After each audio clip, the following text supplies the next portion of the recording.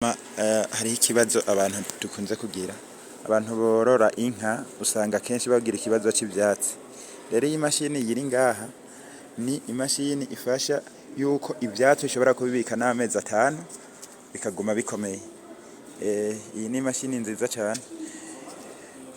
Irafunga urahira ivyatsi bigakatwa hama ukaca ubifunga. Bifungwa n'ino mashini automatique kuko iri automate. Ibiri kumwe nino moteri yayo. Hama aha hariho computer ijejwe kuyibwira uko ikora. Ngaha niho programmira uko ushaka yuko ikora, uvuga ati nshaka gufunga ibiro 10 cyangwa nshaka gufunga ibiro 40 cyangwa nshaka gufunga ibiro runaka. Hama ihejeje kujamwo ivyo biro, iyo uri kurabishiramwo ibiro ihejeje kubwira gukwiza ivyo biro ica yatsika ikinyoteri.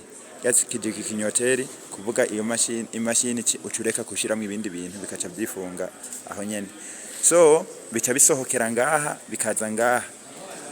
Haba hariho rero impapuro zijejwe kuyifunga. Uri kurinjiza ibintu uzinjiza ukoresheje iki kirazunguruka akarya kintu cyo muri gym birukirako.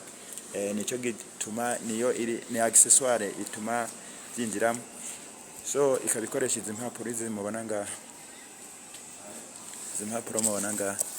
Izi rero nizo zifasha ko ishobora kuyifunga neza. Hama ibyo kurya by'inka ushobora kubibika amezi arenga 3 bikira ahantu. Bisigura rero nta mpamvu yo kuvuga ngo mbega ngo ubwatsi ngo buzabwumye mu ci ngo bizabyameze gute canke ngo tubigenze gute. Twabazaniye inyishu. Niyo mpamvu nababwiye ati umuntu azoshaka iterambere azoze aritura a bio business company. Kuvuga imashini ngaha turazifise nyinshi cyane zikora ibitandukanye. Narababwiye ko nzoza ndabereka imwe canke uwumbajije aciye inbox ndashobora kumwereka iyindi mashini runaka. Ego abantu bose bakora nabazane n'imashini ikora mu bintu bijanye n'ubu tare inzahabo. Nguyi moteri yayo iba ari moteri nini ya cyane kabisa, moteri nini ya cyane, ibi n'ibitesi byayo. Hama rero mubandanye mumererwa neza.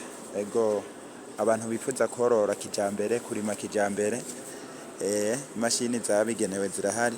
Kuvuga rero karibu tubatunganirize.